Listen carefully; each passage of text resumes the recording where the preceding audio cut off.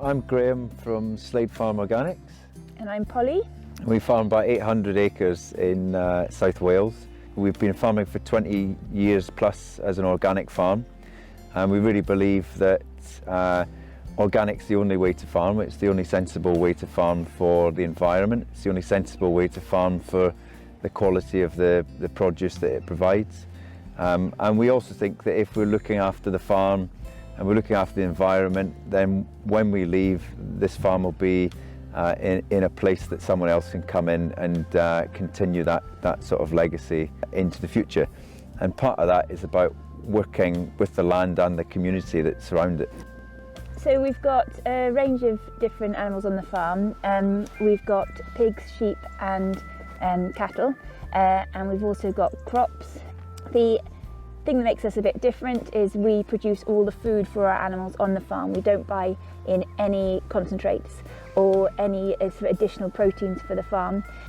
We have about an acre roughly of land for horticulture.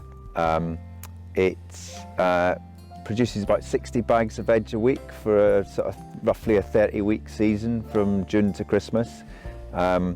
It is really well supported by the local community. We kind of decided not to deliver veg, so every week we have 50 plus families coming up to the farm to collect their veg, which makes it a very community focused piece of work. And we get a lot from the community, and I think they get a lot from having the connection with the farm.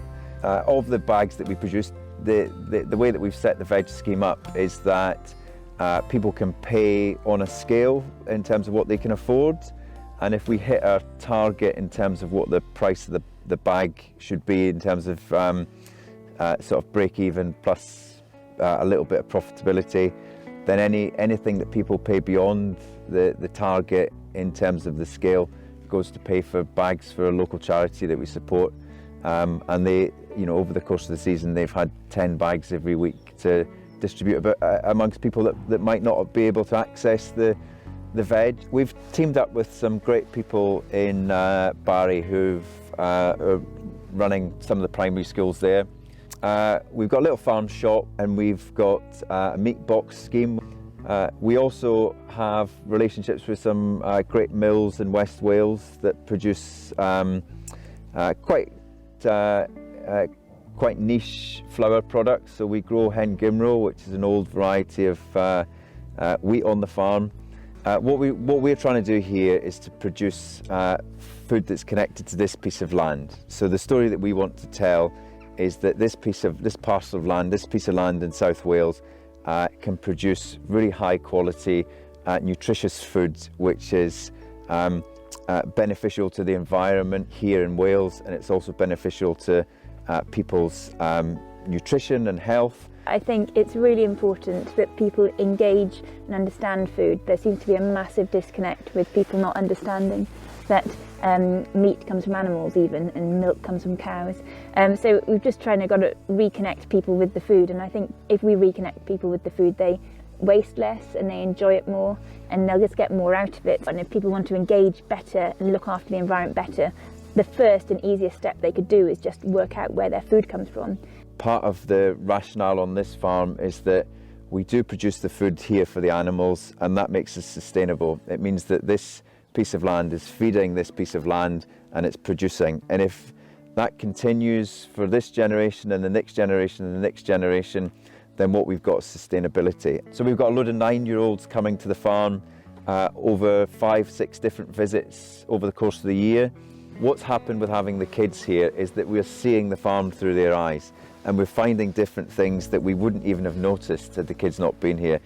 Nature on farmland has decreased, especially with the bugs, enormously since we've become slightly more intensive. Since we've managed to produce more yields, our nature has crashed, and unless we take ownership of that and really try to farm in a different way, that's the only way to get nature to recover. As well as the patchwork of different fields, we've also got grasslands and meadows, and this mixture of different farming types increases diversity, which increases the small bugs, which increases the small birds, which increases the big birds. So just the whole mix is a lot larger on a farm like ours, which is organic and it's mixed. Fundamentally, at the moment, it doesn't pay to be a nature-friendly farmer, which is really sad. Financially, I can totally understand why farmers farm the way they do. It is really tight, and although I don't like the idea of being supported as an industry, I think we currently need to be, and especially we need to be supported if we are farming environmentally and farming with nature. Farming is an exceptional privilege. It's an exceptional privilege to farm. We can be proud of what this type of farming does for this piece of land, and we can be proud of what this type of farming does for our communities. So what we want is to thrive, and by thriving, the community will thrive, and the people that are associated with the community and the space will thrive as well. And that is what's motivating about it.